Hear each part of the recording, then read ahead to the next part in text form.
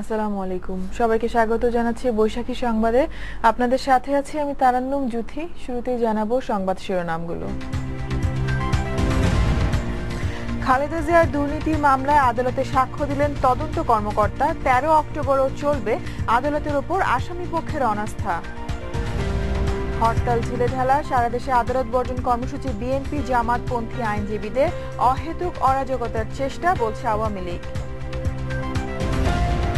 শিক্ষা প্রতিষ্ঠানের আড়ালে কর্মী ও অর্থ সংগ্রহ করছে জেএমবি। কারাগার থেকে আসছে শীর্ষ নেতাদের নির্দেশনা, বলছে গোয়েন্দারা। আয়কর রিটার্ন দাখিলের সময় বাড়তে পারে আরো 1 মাস। বিকেলে শেষ হচ্ছে জাতীয় রাজস্ব বোর্ডের আয়কর মেলা। এবং ভারতের কোচবিহারে বিশেষ আদালতে পুনরায় শুরু হয়েছে চাঞ্চল্যকর ফেলানী হত্যার বিচার।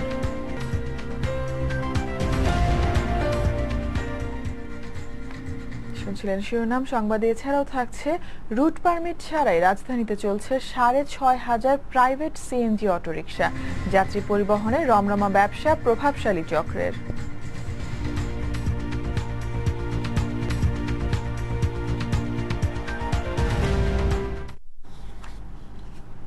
এবার বিস্তারিত। বিএনপি চেয়ারপারসন বেগম খালেদা জিয়ার অনুপস্থিতিতেই তার বিরুদ্ধে দুদকের করা দুর্নীতির 2 মামলায় সাক্ষ্য গ্রহণ শুরু হয়েছে।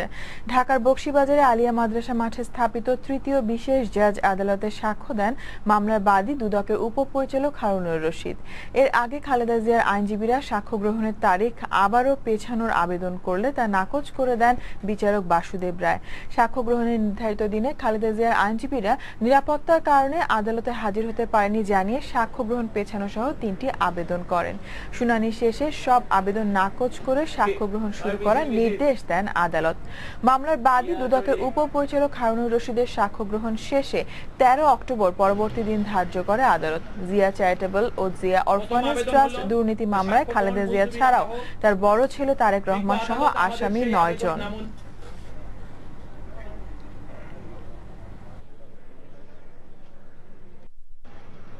প্রথম আবেদন হলো যে সাক্ষ্য গ্রহণ মুলতবি রাখা হোক।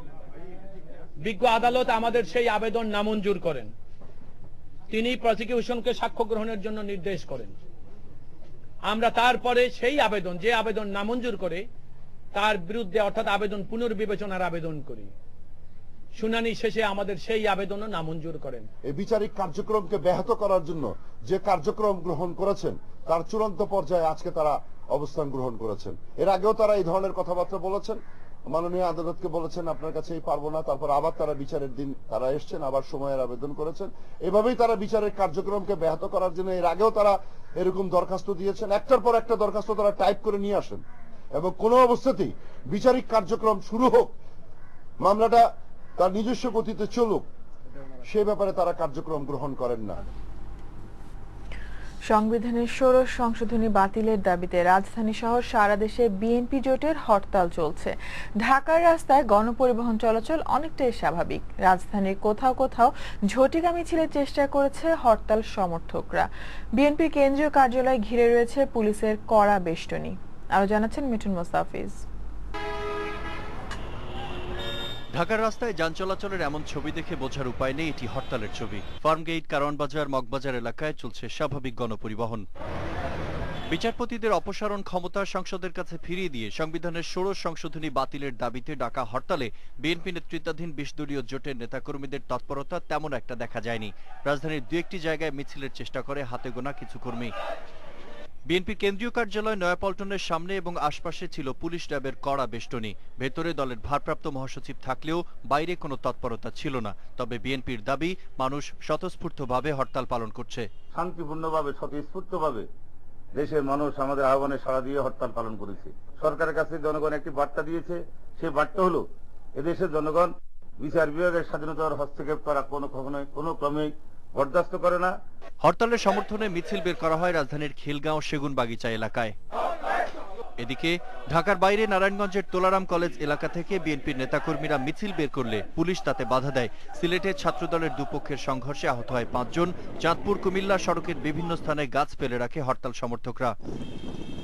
মেহেরপুরে নাশকতার আশঙ্কায় বিএনপি জামায়াতের 7 জনকে আটক করে পুলিশ। এছাড়া খুলনা, রাজশাহী, বগুড়া, নাটোর সহ বিভিন্ন স্থানে হরতালের সমর্থনে বিক্ষোভ মিছিল করেছে বিএনপি জামায়াত কর্মীরা। মিঠুন মুস্তাফিজ, বৈশাখী নিউজ, ঢাকা। দর্শক, এই মুহূর্তে নয়াপল্টনে বিএনপির কেন্দ্রীয় কার্যালয়ের সামনে আছেন আমাদের সহকর্মী মাহমুদ শরীফ। তার কাছে এখন সরাসরি চলে যাচ্ছি। শরীফ,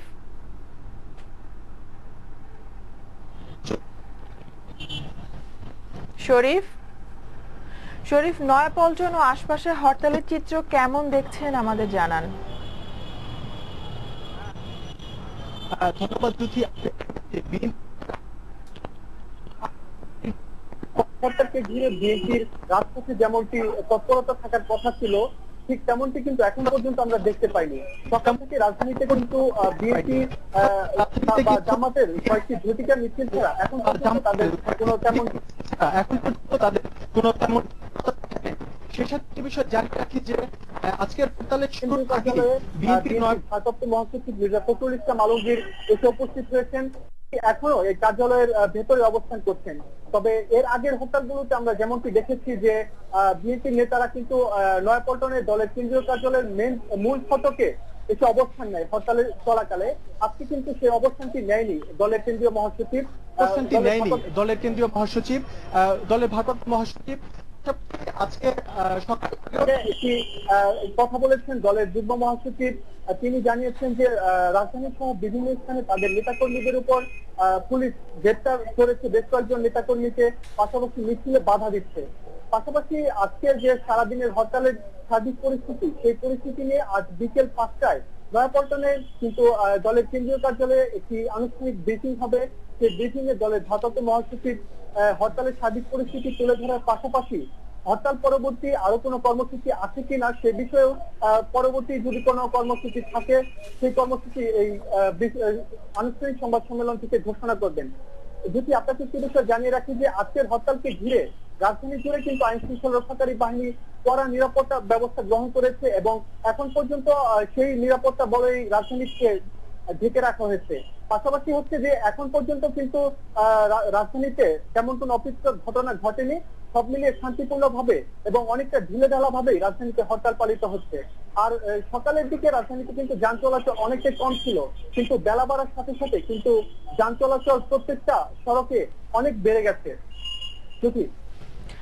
শরীফ, আপনাকে অনেক ধন্যবাদ। আপনি আমাদের সাথেই থাকুন, প্রয়োজনে আমরা আবারও আপনার সাথে কথা বলবো। দর্শক, কথা হচ্ছিল সহকর্মী মাহমুদ শরীফের সাথে। সংবিধানের ষোড়শ সংশোধনীর প্রতিবাদে আদালত চত্বরে মিছিল করেছে বিএনপি জামাতপন্থী আইনজীবীরা। সকাল থেকে আদালতে ঢোকার সবকটি প্রবেশ পথ বন্ধ করে দেয় তারা। সেখানে এক সমাবেশে বিএনপি নেতা ব্যারিস্টার রফিকুল ইসলাম মিয়া বলেন, সরকারি দলের বিরুদ্ধে যেসব মামলা রয়েছে তাতে বিচারপতিরা যাতে আদেশ দিতে না পারেন সেজন্য তাদের মানসিক চাপে রাখতে সংবিধানে সংশোধনী আনা হয়েছে। পার্লামেন্টের মূল দায়িত্ব হলো সংবিধান রক্ষা করা শুধু নয়, পার্লামেন্ট মানুষের মৌলিক অধিকার প্রদান করে। পার্লামেন্টই মানুষের মৌলিক অধিকার, ভোটের অধিকার, গণতন্ত্রের অধিকার, রাষ্ট্র পরিচালনার অধিকার এবং রাজনীতি করার অধিকার কেড়ে নিয়েছিল। খালেদা জিয়া সব ক্ষেত্রে ব্যর্থ হয়ে দেশে নৈরাজ্য সৃষ্টি করতে অযৌক্তিক হরতাল দিয়েছেন বলে দাবি করেছেন আওয়ামী লীগ নেতারা। সকালে রাজধানীর বঙ্গবন্ধু এভিনিউ সহ বিভিন্ন এলাকায় হরতাল বিরোধী মিছিল সমাবেশে অংশ নিয়ে তারা এসব বলেন। খালেদা জিয়াকে গ্রেপ্তারেরও দাবি জানান আওয়ামী লীগ নেতারা। আরো জানাচ্ছেন পার্থ রহমান। বিএনপির নেতৃত্বাধীন 20 দলীয় জোটের হরতালের বিরুদ্ধে অবস্থান নিতে বঙ্গবন্ধু এভিনিউ জড়ো হন আওয়ামী লীগের নেতাকর্মীরা। হরতাল বিরোধী স্লোগানে মুখরিত হয়ে ওঠে আশপাশের এলাকা। সম্মিলিত আওয়ামী সমর্থক জোটের হরতাল বিরোধী কর্মসূচিতে অংশ নিয়ে আওয়ামী লীগ নেতারা বলেন, নৈরাজ্য সৃষ্টিকারীদের কোনো ছাড় দেওয়া হবে না। অবৈধ হরতালে ডাক দিয়ে মানুষকে আজকে কষ্ট দিচ্ছে, কিন্তু তার ডাকে হরতাল হয় নাই।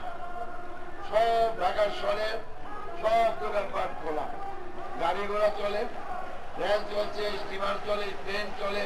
বাংলাদেশে আবার জঙ্গি তৎপরতা শুরু করার জন্য, আবার বাংলাদেশে পেট্রোল বোমা নিক্ষেপের রাজনীতি শুরু করার জন্য আপনারা আজকে হরতাল দেখেছেন।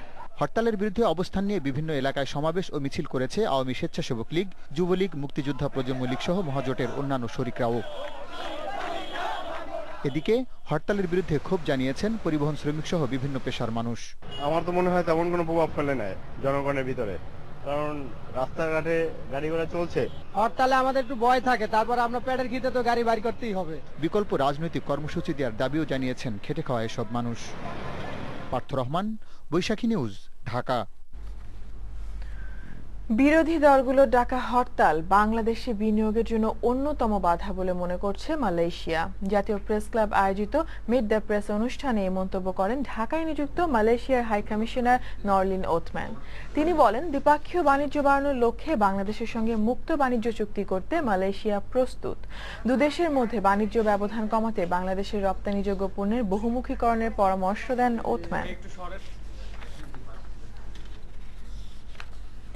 শিক্ষা প্রতিষ্ঠানের আড়ালে খোদ রাজধানীতে কর্মী ও অর্থ সংগ্রহের চেষ্টা করছে নিষিদ্ধ জেএমবি। তুরাগ থানা এলাকা থেকে গ্রেপ্তার হওয়া 7 জঙ্গিকে জিজ্ঞাসাবাদে এমন তথ্য পেয়েছে গোয়েন্দারা।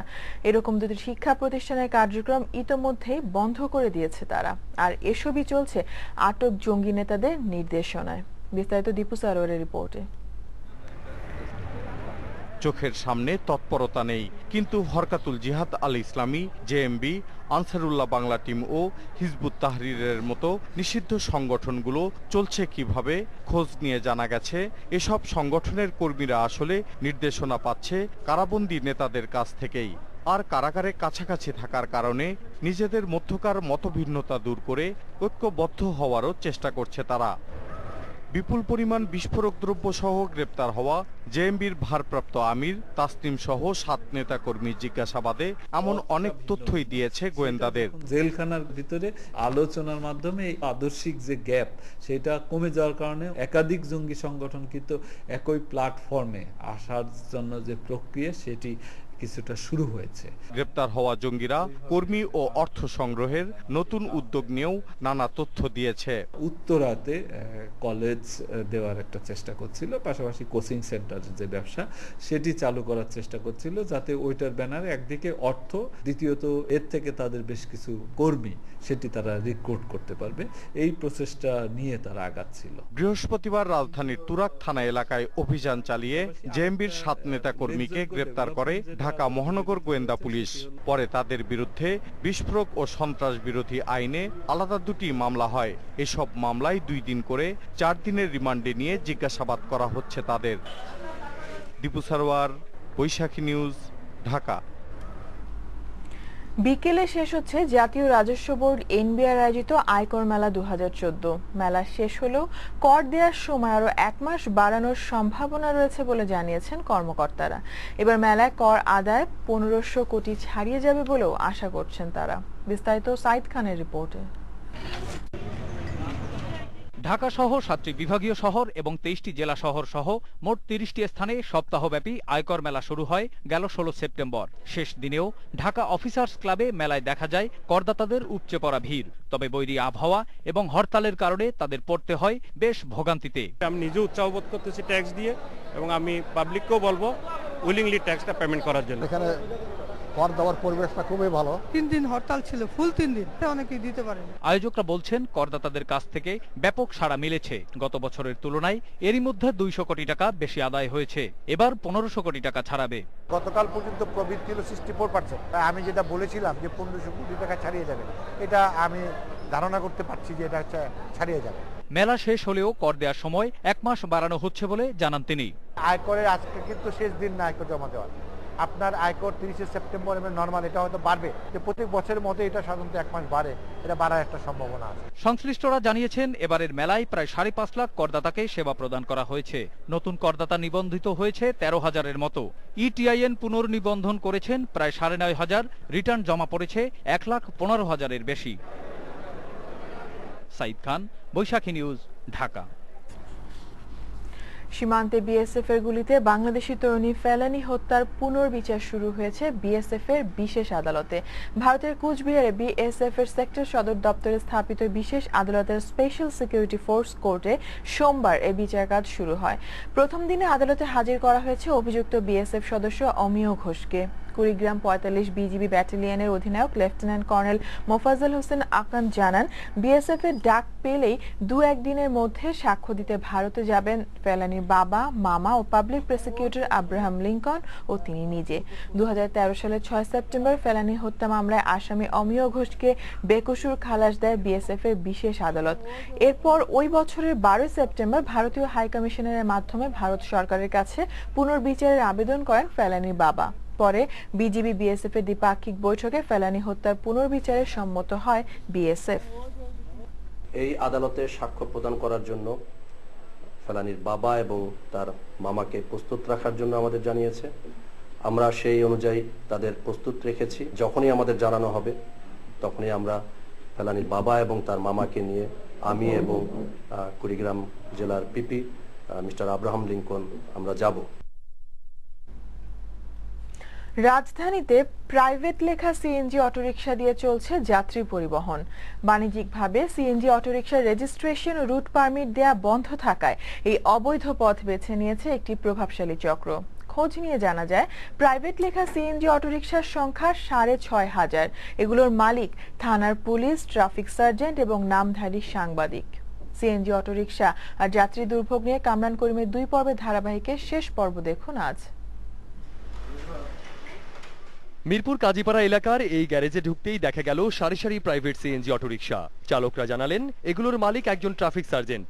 প্রাইভেট তো সার্জেন্টের মান্থলি দিয়ে চলে, কাট করিয়া এক গাড়িতে ১৫০০, ১৫০০, ২০০০ টাকা। গাড়িটা কার আসলে? আসলে মনে করেন যে এই গাড়িটা দারোগার, আমি যতদূর জানি এরকম সার্জেন্টের নামে বেনামে চলতে আছে এই বিভিন্ন জায়গায়। এই জন্য মনে করেন যে গাড়ির আরো সমস্যা। ব্যক্তিগত ব্যবহারে বিআরটিএ কিছু সিএনজি অটোরিকশার প্রাইভেট রেজিস্ট্রেশন দেয়, কিন্তু এগুলো ব্যবহার হচ্ছে বাণিজ্যিক যাত্রী পরিবহনে। আর এগুলো চলছে থানার পুলিশ, ট্রাফিক সার্জেন্ট, এমনকি সাংবাদিকের নামেও।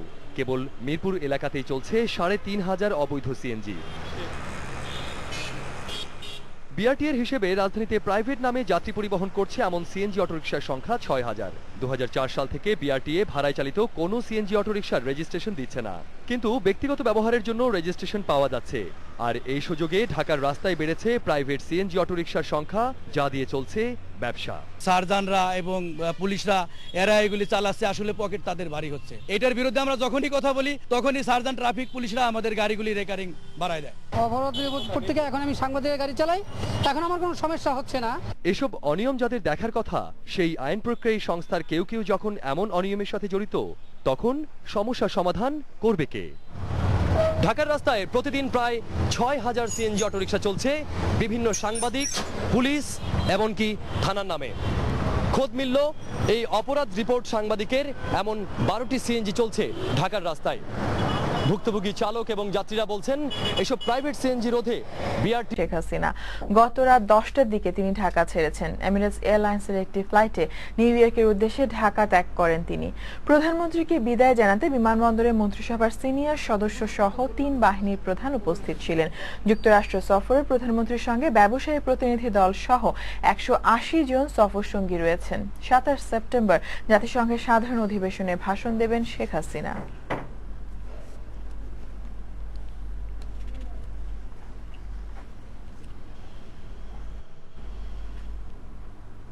৫ সচিবের মধ্যে মোল্লা ওয়াহিদুজ্জামান বাদে বাকি ৪ জনের মুক্তিযোদ্ধা সনদের গেজেট বাতিল করে তাদের বিরুদ্ধে বিভাগীয় ব্যবস্থা নিতে জনপ্রশাসন মন্ত্রণালয়ে চিঠি দিয়েছে মুক্তিযুদ্ধ বিষয়ক মন্ত্রণালয়। সকালে সাংবাদিকদের এই কথা জানিয়েছেন মুক্তিযুদ্ধ বিষয়ক মন্ত্রী আকাম মোজাম্মেল হক।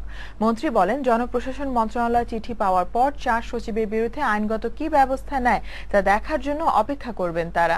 যদি জনপ্রশাসন মন্ত্রণালয় আইনগত ব্যবস্থা না নেয় অথবা কালক্ষেপণ করে, সেক্ষেত্রে মুক্তিযুদ্ধ বিষয়ক মন্ত্রণালয় আইন মন্ত্রণালয়ের সাথে কথা বলে পরবর্তী সিদ্ধান্ত নেবে।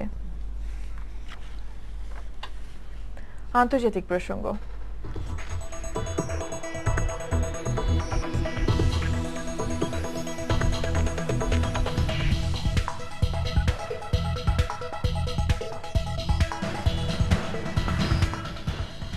জলবায়ু পরিবর্তনে কার্যকর ব্যবস্থা নিতে বিশ্বের প্রায় ২৫০০ স্থানে চলছে বিক্ষোভ সমাবেশ।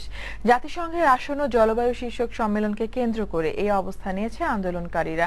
এই দাবিতে যুক্তরাষ্ট্রের ম্যানহাটনের শোভাযাত্রায় অংশ নিয়ে আন্দোলনকারীদের সাথে একমত প্রকাশ করেন জাতিসংঘ মহাসচিব বান কি মুন। এছাড়াও New Delhi, Berlin, London, New York, Sydney সহ ইউরোপের বিভিন্ন শহরের রাজপথে শান্তিপূর্ণ বিক্ষোভে যোগ দেন ব্যবসায়ী, পরিবেশবিদ ও সাধারণ মানুষ। বিষাক্ত কার্বন নির্গমন বন্ধ সহ জলবায়ুর জন্য হুমকি সব বিষয়ে কঠোর ব্যবস্থা নেওয়ার দাবি ওঠে বিক্ষোভ কর্মসূচিতে। মঙ্গলবার নিউ ইয়র্কে শুরু হচ্ছে জাতিসংঘের জলবায়ু শীর্ষ সম্মেলন। ১২৫ দেশের প্রতিনিধি এই সম্মেলনে অংশ নিচ্ছে। জানাবো খেলার খবর।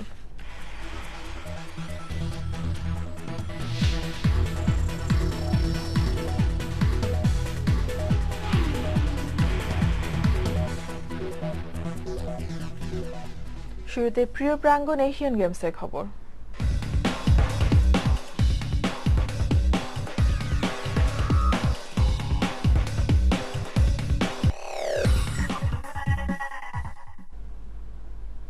শুটিংয়ে নারীদের এয়ার পিস্তলের পর এবার 10 মিটার এয়ার রাইফেলও ভরাডুবি বাংলাদেশের শুটারদের। সম্ভাবনাময় এই ইভেন্টে 31তম হয়েছেন শারমিন আক্তার। এছাড়া দলগত ইভেন্টে বাংলাদেশের অবস্থান নবম। 54 জনের মধ্যে 409.2 স্কোর করে শারমিনের অবস্থান 31তম। এছাড়া 408.8 স্কোর করে সাদিয়া সুলতানা 34 এবং শারমিন আক্তার রত্না 407 স্কোর করে হয়েছেন 37তম। এই ইভেন্টে প্রথম এবং দ্বিতীয় হয়েছেন ইরানের শুটাররা। গত আসরে দলগত অবস্থান 10ম থাকলেও এবার বাংলাদেশ এক ধাপ এগিয়ে হয়েছে নবম। আগামীকাল শুটিং এর সম্ভাবনাময় ইভেন্টে পুরুষদের 10 মিটার এয়ার রাইফেলে লড়বেন কমনওয়েলথ গেমসের রূপা জয়ী শুটার আব্দুল্লাহ হেলবাকি। দ্বিতীয় দিন শেষে এশিয়ান গেমসে মোট 40টি পদক নিয়ে তালিকার শীর্ষে অবস্থান করছে চীন। এশিয়ার বৃহত্তম ক্রীড়াযজ্ঞের 17তম আসরের দ্বিতীয় দিনে চীন 17টি স্বর্ণ ছাড়াও ঘরে তুলেছে 11টি রৌপ্য, 12টি ব্রোঞ্জ পদক। অপরদিকে 13টি স্বর্ণ, 11টি রৌপ্য এবং 10টি ব্রোঞ্জ সহ মোট 34টি পদক নিয়ে স্বাগতিকদের পরেই অবস্থান দক্ষিণ কোরিয়ার। এদিকে এশিয়ান গেমসের প্রথম দিন বাংলাদেশের জন্য হতাশার হলেও প্রাপ্তি ছিল দ্বিতীয় দিনে। দক্ষিণ কোরিয়ার ইনচলে প্যারালাল ও হাইজন্টাল বার ইভেন্টে মেডেল পর্বের খেলায় যোগ্যতা অর্জন করেন বাংলাদেশি জিমন্যাস্ট সাইক সিজার।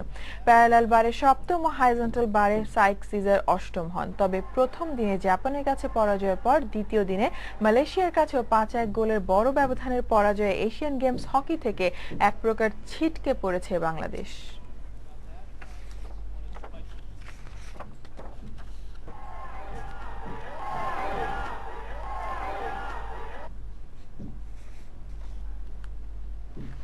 এর সাথে শেষ করবো আমাদের এখনকার সংবাদ। শিরোনামগুলো জানাবো আরো একবার। খালেদা জিয়ার দুর্নীতির মামলায় আদালতে সাক্ষ্য দিলেন তদন্ত কর্মকর্তা। 13 অক্টোবরও চলবে আদালতের উপর আসামি পক্ষের অনাস্থা। হরতাল ঢিলেঢালা, সারা দেশে আদালত বর্জন কর্মসূচি বিএনপি জামাতপন্থী আইনজীবীদের অহেতুক অরাজকতার চেষ্টা, বলছে আওয়ামী লীগ। শিক্ষা প্রতিষ্ঠানের আড়ালে কর্মী ও অর্থ সংগ্রহ করছে জেএমবি, কারাগার থেকে আসছে শীর্ষ নেতাদের নির্দেশনা, বলছে গোয়েন্দারা। আয়কর রিটার্ন দাখিলের সময় বাড়তে পারে 1 মাস, বিকেলে শেষ হচ্ছে জাতীয় রাজস্ব বোর্ডের আয়কর মেলা। ভারতের কোচবিহারে বিশেষ আদালতে পুনরায় শুরু হয়েছে চাঞ্চল্যকর ফেলানী হত্যার বিচার। জলবায়ু পরিবর্তনে কার্যকর ব্যবস্থা নিতে বিশ্বের ২৫০০ স্থানে চলছে বিক্ষোভ সমাবেশ, সহমত জাতিসংঘ মহাসচিবের। এবং এশিয়ান গেমসে 10 মিটার এয়ার রাইফেলও ভরাডুবি বাংলাদেশি শুটারদের, 40 পদক নিয়ে তালিকার শীর্ষে চীন।